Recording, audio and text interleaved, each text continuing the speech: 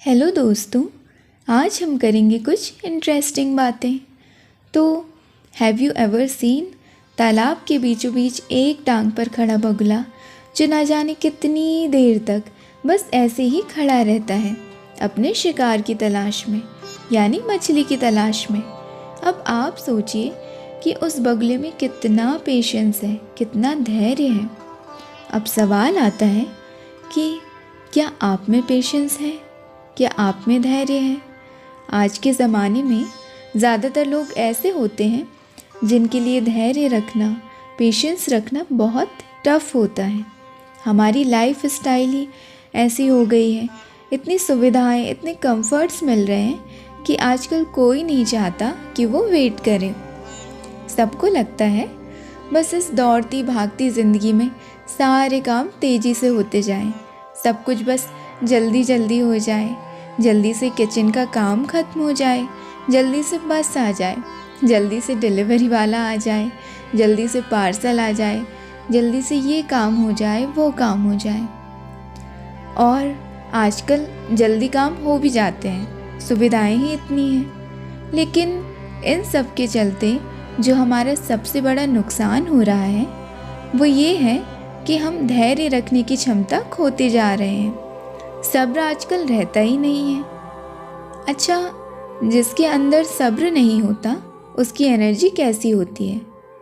वो हमेशा हड़बड़ी में रहता है, हमेशा एंजाइटी, फियर की एनर्जी में होता है, और यहीं से डिस्टर्ब होती है हमारी पीसफुलनेस की स्टेट। आपने सुना ही होगा कि जल्दी का काम शैतान का काम।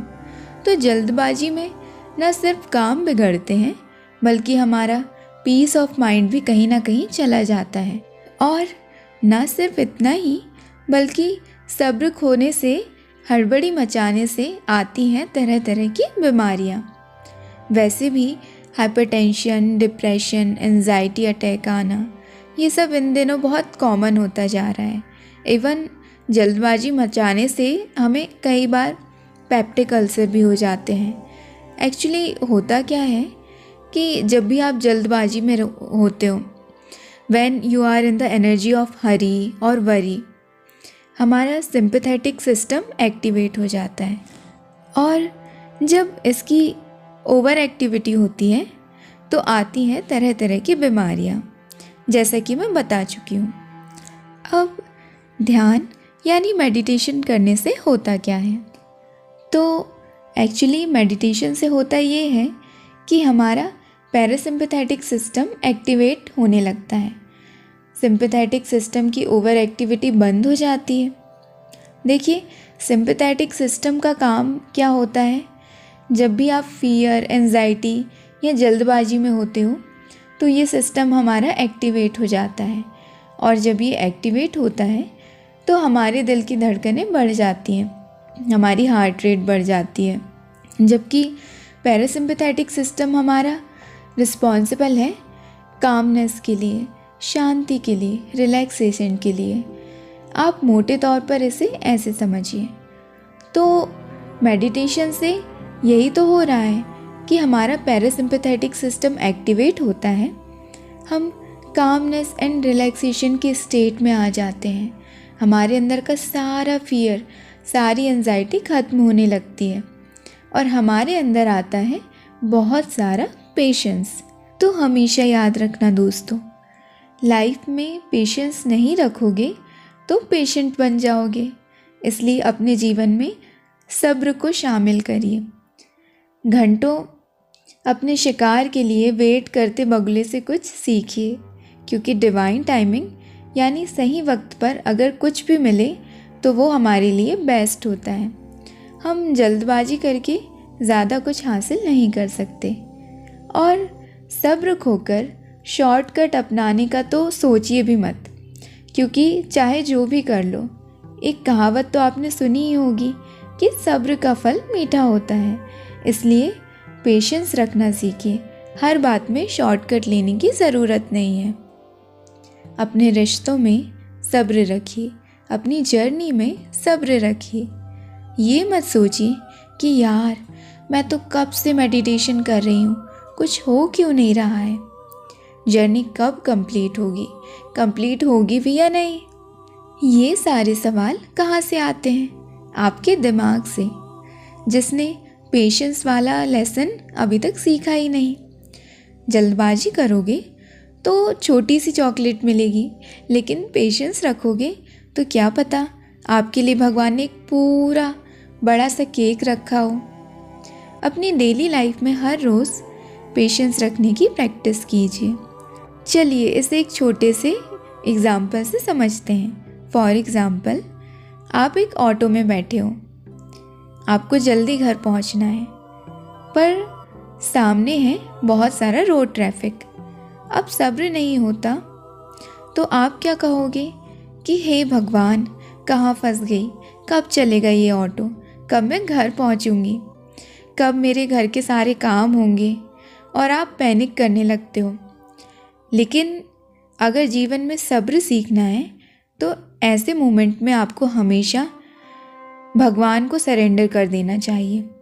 सारी सिचुएशन भगवान को सरेंडर कर देनी चाहिए, क्योंकि इस सिचुएशन का कंट्रोल आपके हाथ में नहीं है।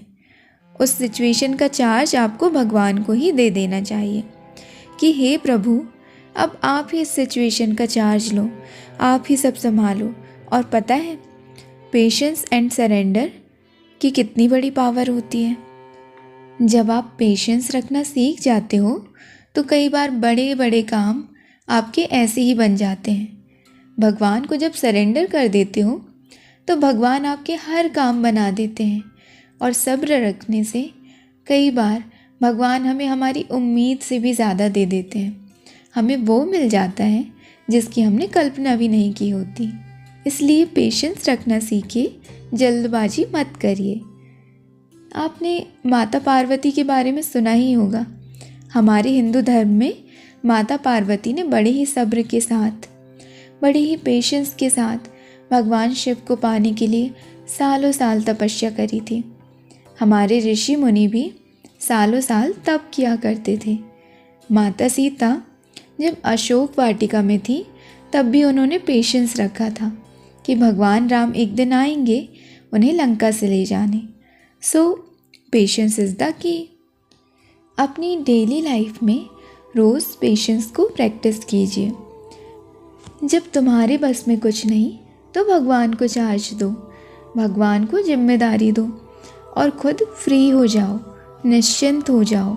देखना कैसे मिरेकल होता है। पहले के ज़माने में खत लिखकर हम मैसेज पहुंचाया करते थे। बहुत पेशेंस होता था पहले के ज़माने में। अब फ़ोन आ गया है, कहीं भी कॉल कर लो, और पेशेंस का लेवल क्या हो गया है हमारा, ज़ीरो। अब हर जगह पेशेंस रखना सीखो डियर, क्योंकि अगर कोई काम अभी नहीं हो रहा है तो सब्र रखो। हॉस्पिटल में अगर काम करते हो आप और वहाँ पेशेंस रखना है तो पेशेंस रखना सीखो। कोई एग्ज़ाम क्लियर नहीं हो रहा है तो पेशेंस रखना सीखो। जर्नी अभी पूरी नहीं हुई तो पेशेंस रखना सीखो। आज नहीं तो कल आपके काम बनेंगे ही बनेंगे। तो दोस्तों, अपना सब्र का बांध मत तोड़िए, अपनी जर्नी में फोकस्ड रहिए, अपनी आत्मा की गहराई में जाइए, अपनी कमियों पर काम कीजिए, क्योंकि जर्नी पूरी करना है तो पेशेंस वाला चैप्टर तो सीखना ही पड़ेगा। इस चैप्टर को सीखे बिना आप आगे नहीं बढ़ पाओगे। तो दोस्तों, बजाय सब्र खोने के, बजाय गुस्सा करने के, मुस्कुराइए, शांत हो जाइए, क्योंकि डिवाइन टाइमिंग पर जो आपको मिलेगा वो भगवान का बेस्ट गिफ्ट होगा। तो आपके पेशेंस के लेवल को थोड़ा बढ़ाइए। ठीक है दोस्तों, आज के लिए बस इतना ही। ध्यान करते रहिए, खुश रहिए।